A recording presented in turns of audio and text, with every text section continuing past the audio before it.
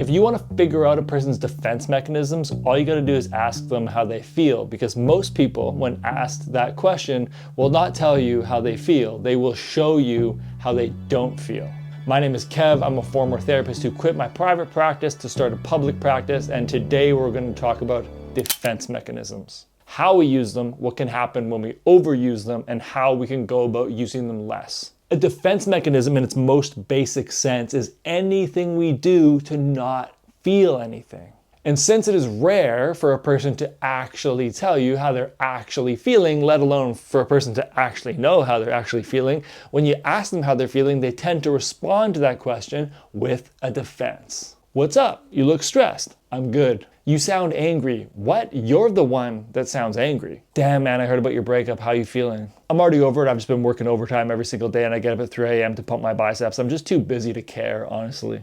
These could be examples of softer defenses, the more casual protective mechanisms that we use just to get through shit, because it's not realistic, nor is it healthy just to be bleeding out emotionally onto people all of the time. Which brings us to the first important thing to know about defense mechanisms.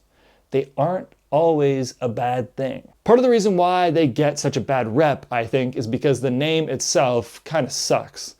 Saying defense mechanism can make defense mechanisms appear. It's like Beetlejuice. Beetlejuice, Beetlejuice, Beetlejuice. It's showtime.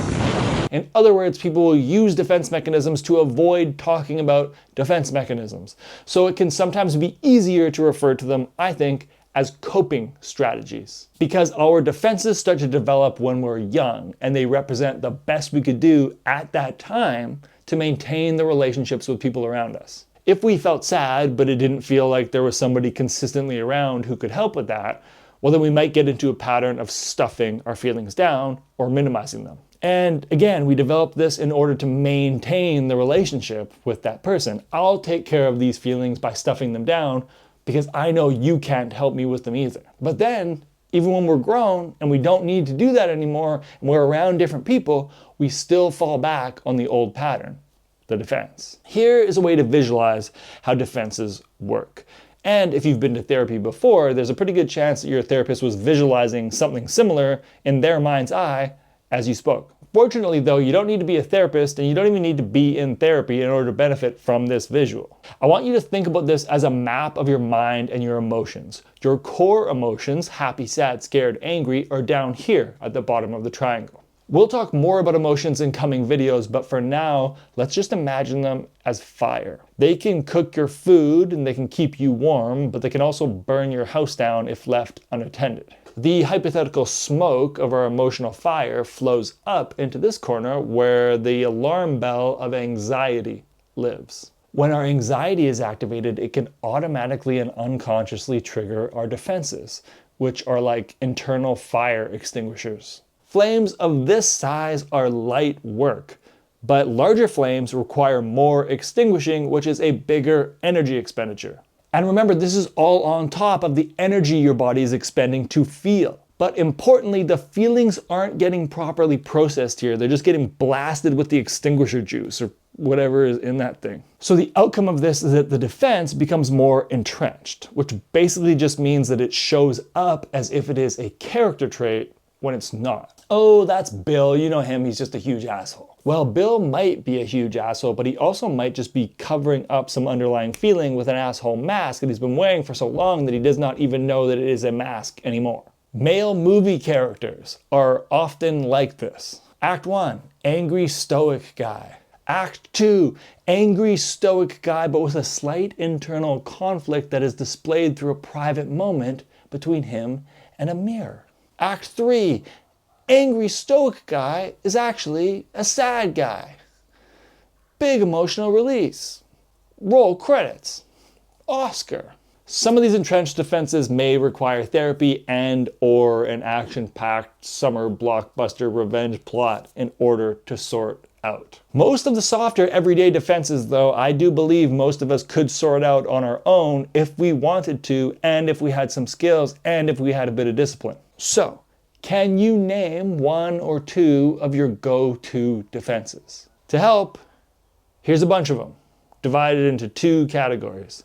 defenses between you and others, and defenses between you and yourself. Some of these are pretty straightforward, others you may want to look up, but it's also totally cool if the way you describe the defenses you tend towards isn't on this list. Actually, I would say it's probably a bit better if you can put them into your own words. If you're having a tough time tracking them, pause for a sec and recall the last time things felt a little bit emotionally intense. Like a disagreement you may have had with a friend, a coworker, or a partner. Run this back in memory slow-mo, if that feels tolerable to you, and really reflect on your experience. 2 questions.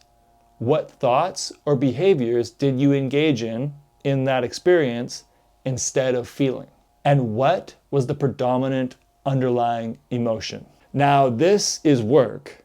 The answers don't always just come to us immediately, and even if they do, change definitely does not happen immediately. But this is also very likely the way that the work is going to start in therapy. So if therapy is not an option for you, or if it is, but you just want to get a head start, this work is worth the work, especially if the combo of defense and emotion is something that is familiar to you. Because familiar patterns, although they may be very annoying to recognize, are our friend here, because they give us opportunities to get the reps of doing things a slightly different way, which helps us begin to break the chain. The first step is what you've already done, identified the defense and the underlying emotion and given them both a name. Doing this already puts a little microsecond buffer space between the historically 1-2 punch of emotion defense. In other words, it helps our system see that what felt like a 1-step process, emotion and defense coming together, is actually a 2-step process.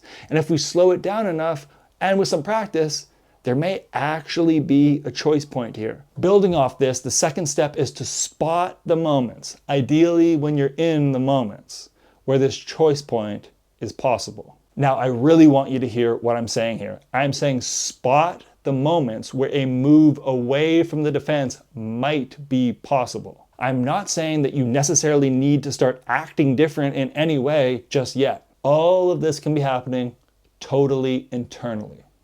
And often that's the best way to start. If you could simply catch 1 or 2 of these moments within the next week, that might seem small, but it's actually quite good progress. Slow is fast in the mental health game, meaning gradual, deliberate, trackable, progressive steps will help you get to your goals faster. Right now, what we're talking about is starting to create a new path in the brain. Just imagine you were hiking on a trail and you hit a literal fork in the road. And imagine that one path is way more worn in, meaning that historically it's more used, like some of our defensive paths. But you can also tell that while the other path is pretty grown over, it is still sometimes used. So is it gonna take a bit of time for that other path to get more worn in so that it becomes the automatic go-to for anybody who meets this fork in the road? Yeah, but that starts by acknowledging that you are standing at a fork in the road today. Follow along if you want to see more videos like this, including a practical guide to your core emotions and how to use them as a compass to get to the other side of your defense mechanisms. Because there is an other side.